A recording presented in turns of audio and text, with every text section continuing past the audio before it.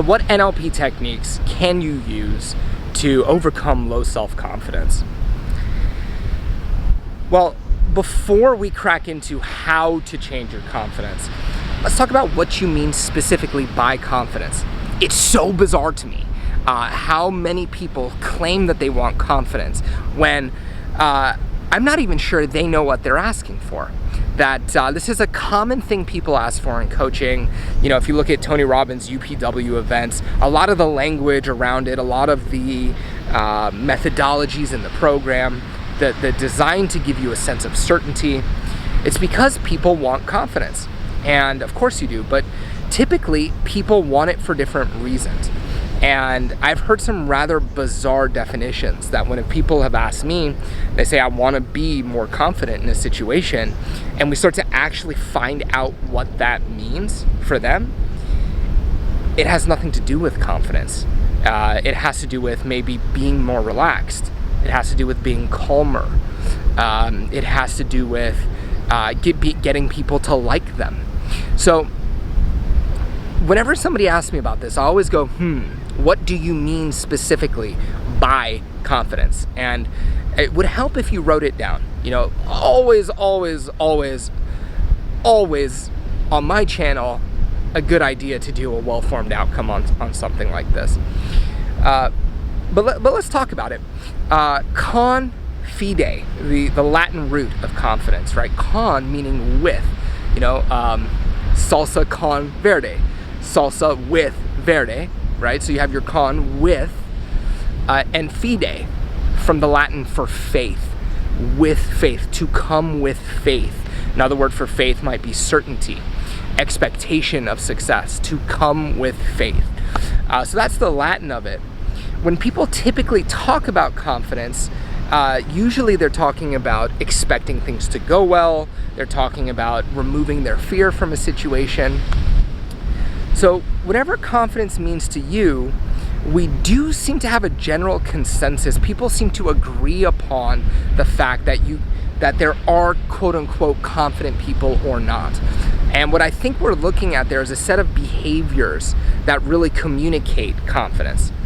And this is important, that women who are perceived as confident get promoted more often. Men who are perceived as confident get promoted more often.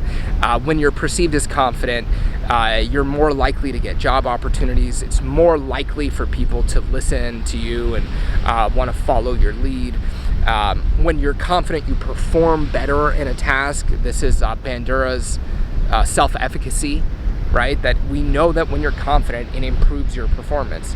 If you take the same person and they're two people, they're both equally capable of something, and one is certain they can do it and the other one has doubt, the person who's certain is going to outperform every time. One of the things about champion athletes is their ability to create certainty on demand. So confidence is important. It does matter. And it's not something that you're born with. It's not something that, you know, you're given a certain stable amount, like this is your confidence. Confidence is the result of what I'm going to refer to as two things here. So I'm going to call lower level thinking, and I'll define this in a moment, and higher level thinking.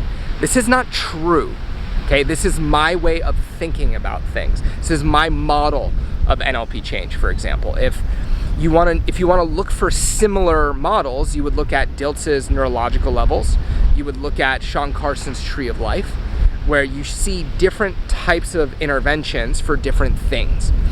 And the traditional wisdom is that changes at a higher level in something like the neurological level, so changes in identity or etc., would trickle down to lower level changes. In my experience, a more useful map is to have two distinctions: lower level changes and higher level changes. And let me explain how I think about it.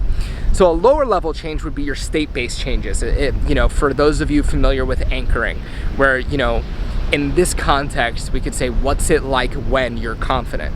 And the person, you know, if they go into state, you'll notice their shoulders drop. You'll notice physiological changes just by asking that question. Sometimes people will say, well, I've never been confident, in which case you would have to find the things they're so confident about, they don't actually realize it requires confidence, right? So state-based confidence, you know, you're confident you can tie your shoes. You're confident you can use the toilet. You know, there's things that you are certain you can do. And by doing an elicitation and guiding them into state, you can get a state of confidence, the way they think, the way they feel, the way they behave, when they're certain they can deliver on something. So we could anchor that. Anchoring, to me, in state-based work is a lower level transformation. Not to say that it's ineffective, but I'll tell you why lower level and higher level matter in a second.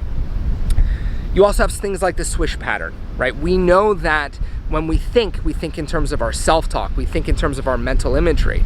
There's something social psychologists call the visio-motor loop, which is these mental pictures that we make in short-term memory. Well, if the person is making mental images of them failing or things not going well, you're gonna respond to the image, and that's gonna create a state, it's gonna guide your behavior, and oftentimes you'll produce what you don't want. This is the whole don't think of a blue elephant thing, right? And the second you're not thinking, you know, trying not to think about that, you get a picture of it, and it doesn't work the way you want. So when you have mental imagery, you can use swish patterns to create a new mental image. You can have self-talk transformations if you have a nasty self-talk. Strategy elicitation and design. On my channel here, there's a video about Tony Robbins' confidence strategy, that for Tony, there's a physiology that goes with it. He uses his body a certain way. There's a feeling of power within himself. I'm quoting him here. A feeling of power and capability within himself, and then he expects things to go well. That's his strategy. So these are lower level NLP interventions: strategy, self-talk, swish patterns, anchoring, collapsing anchors, those things. They can work. They can work really well. And I would say it's useful to habituate to positive thoughts. If you want to have positive self-talk, you can use these types of interventions to create positive mental imagery, positive self-talk, the feelings of confidence, and you can habituate them, right? You know, repetition reinforces those neurons, and if you do it and you attach those thoughts to the right behavioral triggers or contextual environmental triggers in a short number of repetitions, that when you're in the presence of the trigger, you'll fire off that thinking. Great stuff. Higher level changes. Higher level changes to me are beliefs and values. So we have beliefs about ourselves, we have beliefs about our skills and our capabilities, we have cause-effect beliefs. If I do this, then that will happen. And our belief system interacts with our values. Values are what we desire to experience and what we desire not to experience. So let's use a social confidence example. People will desire love, connection, acceptance, happiness, blah, blah, blah. They'll want to move away from rejection, failure, embarrassment, humiliation. These are the experiences they don't want.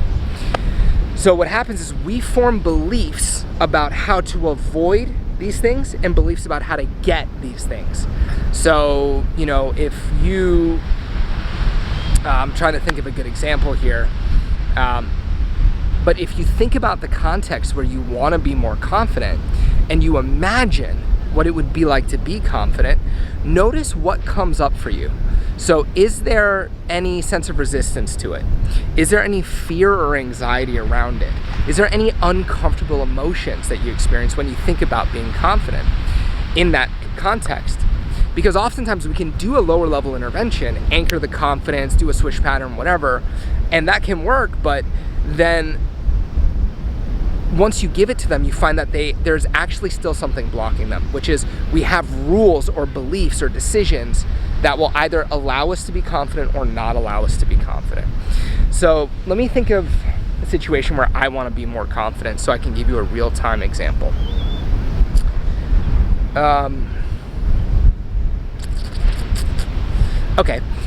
Social media. So the confidence that I want is actually more about skill.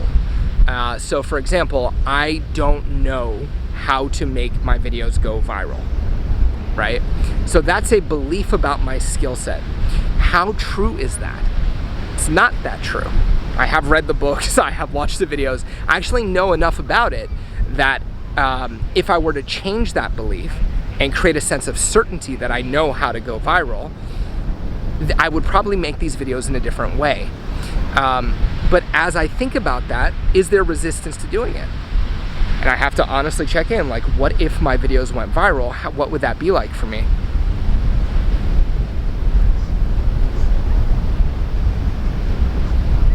Well, nothing's coming up at the moment, so I don't experience any resistance. Who knew? I'm okay with being famous. Go figure. Actually, that's not true. So there we go. I just got it. A loss of privacy, right? So if my videos go viral, then I'm gonna experience a loss of privacy. So those are two beliefs that will get in the way of me making viral content, right? Because if I have privacy, which I value, this is a value of mine, and I have a belief that succeeding at this is gonna lose something I value, then I'm gonna cut off my own ability to do it. So you wanna have a practice. I mean, skilled neurolinguistic programmers watching this are gonna be like, yep, this makes perfect sense. For people brand new to this stuff, for people who just had a practitioner, I think you should be in session with somebody who's good. I think so. And unfortunately, it takes some time to find people who are good. Don't automatically assume that the first practitioner that you find knows what they're doing. I worked with several who just didn't. It's unfortunate. My ideal, why I make these videos, why I'm in this space, is because as much as possible, I want people to have the freedom to choose their belief system. Like, when did I decide that going viral meant I'm gonna lose my privacy? Like, how viral would I have to go, right? When did I make that decision? When did I make the decision that I don't know how to implement viral tactics? I know that. I've read those books. I have notes. I could tell you a lot of them right now. But even though consciously those things I know are not necessarily true, having an unconscious filter like that is limiting. And so I would like for people to get to a place where they can reflect on their unconscious beliefs and change them. So those are beliefs and values, right?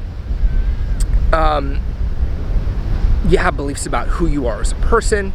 Yeah, you have beliefs about what's okay, what's permissible. You have beliefs, like I just did one, cause effect. If I go viral, then this. And the question becomes, how do you know what you need to shift? You know it by the context. So you pick a context where you want to be more confident, and then you notice what you become aware of, and you have to be able to make distinctions between, is it negative self-talk, or is that negative self-talk based on a limiting belief, and vice versa. So I hope this was helpful.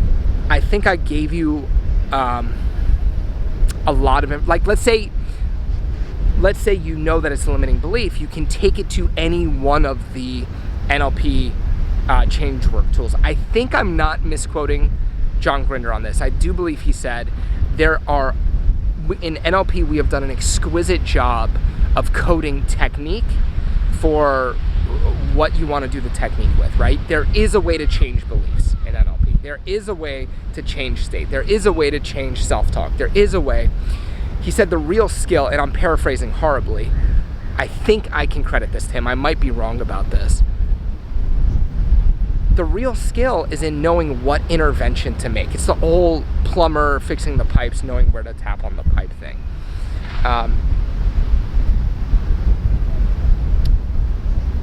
My experience has been that the best transformation happens from doing both. So you change the beliefs and values in the way that they're operating, and you create a new habituation, a new state, a new automatic thinking process, and you put those two together, and that's how I currently work in session. And it's why most of the time my results are so good, because we go higher level and lower level, package them together into this new you. Yeah, rant over. So if you want to be more confident, you need to look at both. Is it my thinking, my habitual thinking? Do I have beliefs and values? And then once you can identify what those are, there are tools to change those. If you want help with that, there is a link to get a discovery call with me in my banner. So on the banner of my YouTube channel, you can click to sign up for a discovery call.